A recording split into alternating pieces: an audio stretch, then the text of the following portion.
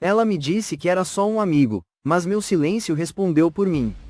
Naquele instante, alguma coisa dentro de mim se partiu. Não com barulho, não foi um estalo, nem uma explosão.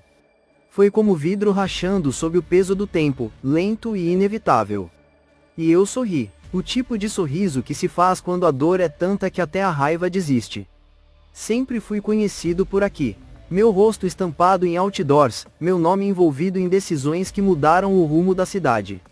Uma empresa sólida, um casamento de 16 anos, uma vida organizada. E uma mulher que eu amava. Bianca sempre foi elegante, doce e presente. Nunca me passou pela cabeça que ela me trairia. Menos ainda com alguém tão próximo. Mas a vida não costuma dar avisos antes de implodir. Era o aniversário da esposa do Daniel, um personal trainer conhecido entre nossas rodas sociais. Eu e Bianca fomos convidados para a comemoração num sítio alugado, com piscina, música alta e gente demais falando ao mesmo tempo. Não gosto muito desse tipo de ambiente, mas fui. Por ela. Ela parecia animada, linda num vestido leve, solto, que dançava com o vento. Notei a primeira troca de olhares quando ela pegou uma bebida no balcão. Daniel estava ao lado. Eles sorriram. Um sorriso que se alonga um pouco demais. Aquele tipo de cumplicidade que não nasce da amizade, mas da memória. Tentei ignorar. Passei a noite inteira tentando.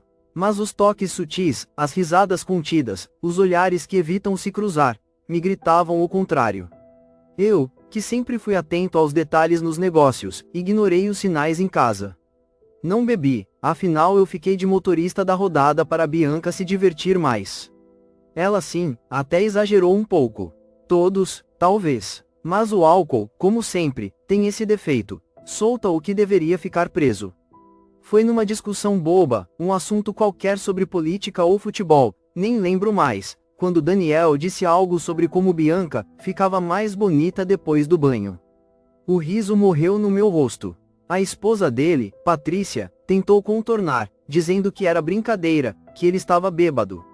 Mas eu já sabia. Eu olhei para Bianca. Ela congelou. A expressão dela não era de negação. Era de medo. Não da minha reação. Medo da verdade vindo à tona. Esperei a festa acabar. No carro, ela quis conversar. Eu pedi silêncio. Fomos para casa assim, com o barulho do motor tentando cobrir o que nenhum de nós conseguia dizer. No quarto, ela tentou negar. Depois chorou. E finalmente admitiu. Foi uma vez só, ela disse. Mais tarde, soube que não tinha sido só uma vez. E que Patrícia não só sabia, como também participava. Sim, os encontros aconteciam na casa deles. Às vezes os três estavam presentes. E o pior, era o tipo de situação que eu já havia sugerido experimentarmos e que Bianca se recusou até em conversar sobre o assunto. Sou uma mulher decente, ela disse, como se apenas conversar sobre o assunto a fizesse uma criminosa. A traição física já era brutal, mas a emocional foi como uma faca girando dentro de mim. Passei dias em silêncio, no automático, trabalhando, sorrindo, cumprimentando, fingindo. Até que parei de fingir. Não me divorciei, não por amor, por cálculo. Me separar traria prejuízos gigantescos, uma divisão que não valia o desgaste. Mas eu podia machucar de outro jeito. Comecei a sair, jantares, viagens curtas, eventos com outras mulheres. Nada duradouro, só o suficiente para fazer barulho. Presentes que antes seriam para Bianca, agora no pescoço de outra mulher. Tudo com classe, tudo visível o bastante para que ela soubesse, mas sem me comprometer. Não gritamos, não brigamos. Ela percebeu sozinha. A primeira vez que me viu chegar em casa com um perfume estranho no casaco, ela apenas engoliu em seco. Na segunda, fez um comentário seco sobre minha pontualidade. Na terceira, já estava chorando no banho. Mas eu não disse nada. A traição é uma ferida lenta. E eu queria que ela sentisse o que eu senti. A incerteza, a sensação de ser substituído. O medo de estar perdendo alguém em silêncio.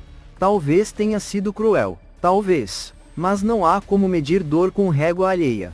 Depois de algumas semanas, Bianca parou de tentar conversar. Passou a me observar com uma dor mansa nos olhos. Me preparava o jantar, mas com mãos trêmulas. Me dava bom dia com a voz baixa. Começou a emagrecer. Um dia, encontrei um bilhete na cama. eu mereço cada silêncio. Mas ainda te amo. Li aquilo como quem ouve uma canção antiga, que dói mais pela lembrança do que pela letra. Ela estava arrependida, de verdade, começou a mudar. Desligou-se das amigas tóxicas, manteve apenas uma ou duas verdadeiras. Passou a frequentar terapia. Buscou a espiritualidade que ela havia abandonado anos atrás. E mesmo sem pedir, começou a me tratar com um carinho que não pedia retorno. Não que isso apagasse o que fez. Mas eu comecei a ver, nos olhos dela, o que vi quando nos conhecemos, admiração. Certa noite, voltei mais cedo. Ela estava sentada no sofá, abraçada a um livro que eu havia dado anos antes, sublinhando frases como se fossem orações. Sentei ao lado. Ela não disse nada, nem eu, mas nossas respirações começaram a se alinhar. E pela primeira vez, depois de tudo, pensei, será que ainda dá tempo? Ela me procurou no quarto, naquela noite. Estava com o rosto limpo, sem maquiagem, como nos velhos tempos. Sentou-se na beirada da cama e falou com a voz firme, mesmo que os olhos estivessem marejados. Eu te destruí, ela começou, e não sei se terei outra chance. Mas preciso te dizer isso, eu ainda te amo. Não aquele amor de rotina, de conveniência. Eu amo você como quem ama sabendo que pode não ser amado de volta. Fechei os olhos. Por um momento, a imagem dela com outro homem me invadiu de novo. Mas a voz dela me puxou de volta. Se quiser ir, eu entendo. Só, não me odeie. Por favor. Levantei, andei até a janela, olhei a rua vazia.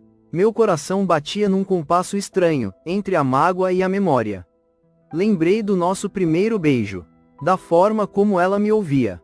De como sorria quando eu chegava. Mas também lembrei do que ela destruiu. Voltei a encará-la. Ela não chorava mais. Estava entregue. Eu não sei o que vai acontecer. Falei, por fim. Mas obrigado por não fingir mais. Ela assentiu. E naquela noite, dormimos na mesma cama. Nem sempre o perdão é o ponto final. Às vezes, é só uma vírgula num texto que ainda está sendo escrito.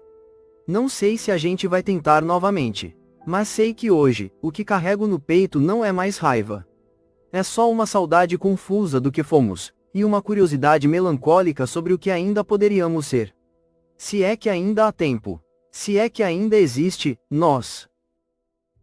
Se você chegou até aqui, obrigado. Essa não é só uma história. Pode ser a sua, a do seu vizinho, ou de alguém que você ainda vai conhecer. E se for, não se esqueça, você não precisa gritar para ser ouvido. Comenta aí, o que você faria? E se quiser ouvir mais histórias como essa, se inscreve no canal.